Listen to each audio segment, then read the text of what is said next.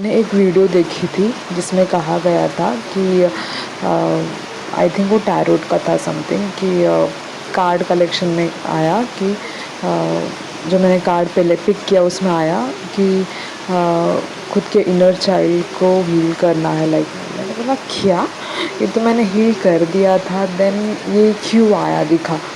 Then I just surrendered this question to the universe and the day unfold ऐसा हुआ कि मैं मेरी नेफ्यू के स्कूल में गई थी, वहाँ पे डांस कंपटीशन था। So this is connected to my childhood too. मुझे एक ही मेमोरी याद था, मतलब there are 3 types of my childhood memories. तो मैंने मरीसा मैम का एक ना हीलिंग किया था चाइल्ड का, उससे I was able to recover much. मैंने जो मुझे दिखता था मेरे चाइल्डहुड्स के 3 पिक्चर्स, वो पर्टिकुलर सिनेरियो में मैंने वो रिप्लेस कर दिए थे ऑलरेडी। बट आज मैंने कुछ अलग देखा। जब वो रीडिंग में निकल के आया, सो मैंने वो थॉट को एक अलग नज़रिए से देखा। जब बच्चे लोग परफॉर्म कर रहे थे ना, और मुझे वहाँ पे सजेशन भी था कि आपको इनर चाइल्ड हील करने के लिए आपको बच्चों से कनेक्ट करना है। तो ये मेरे दिमाग में था लाइन कि मुझे बच्चों से कनेक्ट करना है। So I was just in that focus more to, और जो भी एक्टिविटी था, तो वो डांस कंपटीशन था, फैंसी कंपटीशन था। So I was observing all kid. मतलब हम भी जब बचपन में रहते हैं ना, तब हम उसी स्टेज में रहते हैं, राइट। तो वहाँ पे क्या होता है, उन सारे बच्चों को फेसेस को देख के ना मुझे ना एक फ़ील आया कि how they are nervous sometimes, how they are excited sometimes. एक डिफरेंस मैं आपको बताती हूँ।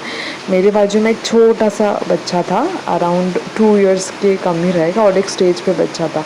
ही वॉज टू कॉन्शियस कि अरे मुझे ना परफॉर्म करना है, मतलब प्रेशर में भी था, कॉन्शियस में भी था कि मुझको परफॉर्म करना है। एंड यहाँ पे वो बच्चा ना जो मेरे बाजू में था, वो एकदम आराम से तालियां बजा रहा था। बोथ वर चाइल्ड टू, मतलब वो दोनों भी बच्चे ही थे। बट यहाँ पे क्या हुआ है, वो स्टेज पे नहीं है, एंड वो स्टेज पे उसको थोड़ा एक फियर है। मुझे भी थोड़ा सा स्टेज फियरिंग लाइक था।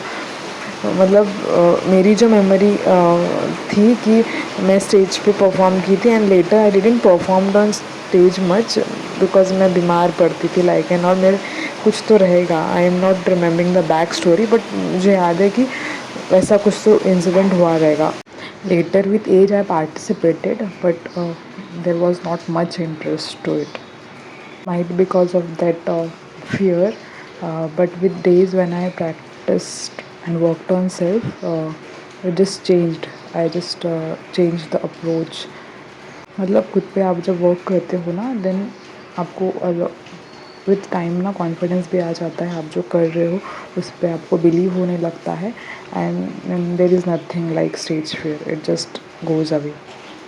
सो coming back to the point, कहना ये है मुझे कि हम जब ग्रो करते हैं, हम जब इन्फिनिटी की जो स्टेज रहता है उससे हम जब स्कूल में जाते हैं, हम जब ग्रो करते हैं, तब हम ना डर जाते हैं, हम एक्चुअल सेल्फ को ही भूल जाते हैं।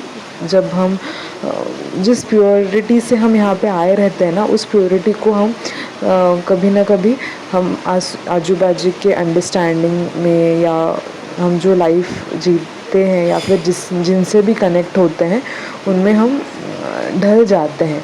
It all happens for good. जो भी होता है अच्छे के लिए होता है, बट आपको वैसा सिर्फ देखना आना चाहिए। मतलब क्या है, अगर आपको हर चीज़ इजी में भी मिल जाए ना, तो आपको उसका डेप्थनेस अगर नहीं रहता आपके पास ना, तो वो लर्निंग नहीं होती आपकी। तो कभी कभार ओके हो जाता है कि यस आपके पास नहीं था, इसके लिए आप ये सीख पाए। मतलब अगर आपने ये अच्छे पर्सपेक्टिव से लिया, देन इट इज़ हेल्पफुल। अगर आप नहीं है करके रोते बैठे, देन इट्स नॉट गुड। पहले ना आपको मैं ये बात क्लियर करती हूँ कि हम यहाँ पे जब बॉर्न लिए रहते हैं as a human being, it's our gift, और ये एक ही बार मिलता है हमें। बेसिकली सब मानते हैं बहुत होगा, बट आई टू बिलीव कि ये एक ही लाइफ है जो हमें मिली है, और आपको जो भी जीना है इसमें अच्छा जीना है। तो अगर हम कुछ पास्ट का कुछ लेके आते हैं, तो हमने अगर ये लाइफ ना माइट चूज़ की रहती है कि हमें कैसा जीना है, हमें कैसा लाइफ को अनफोल्ड करना है।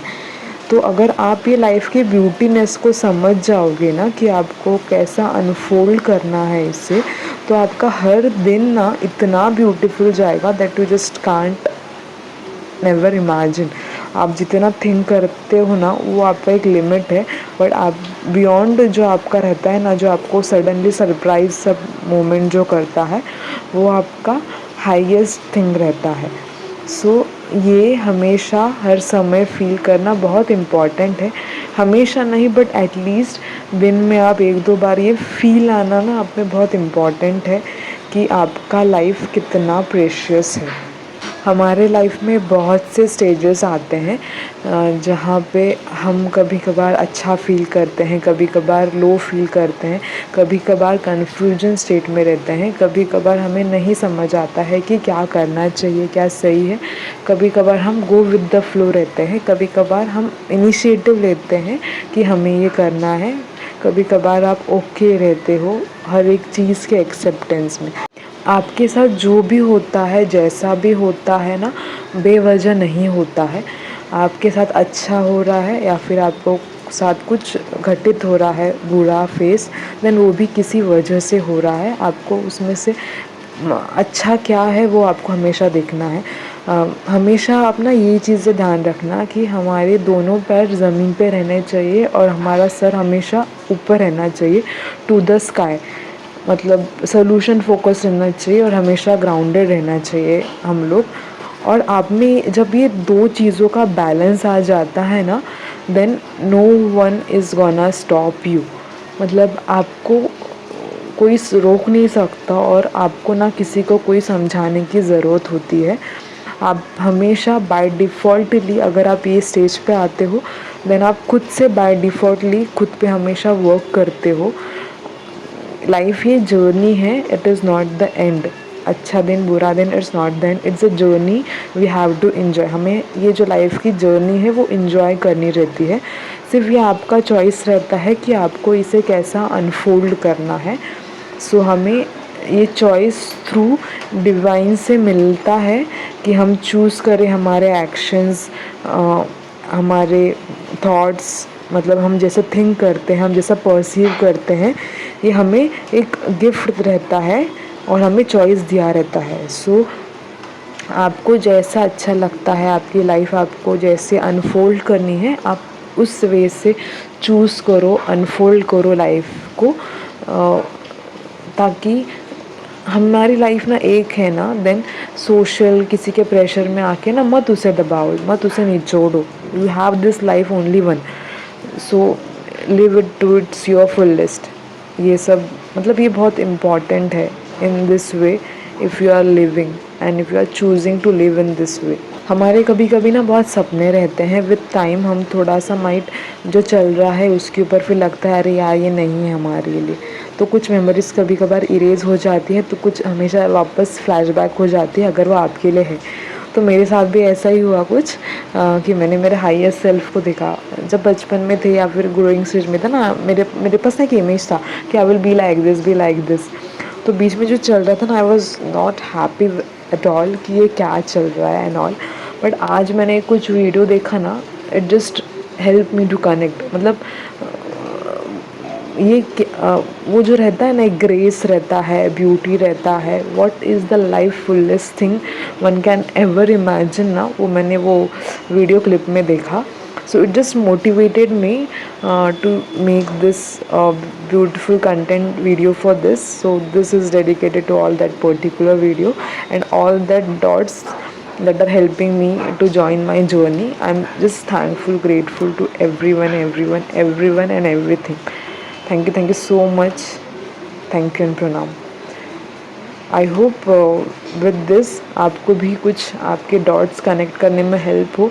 आप थोड़ा सा लाइफ को एनालाइज करो, माइक्रो व्यू से लगाओ, माइक्रो व्यू लगाओ।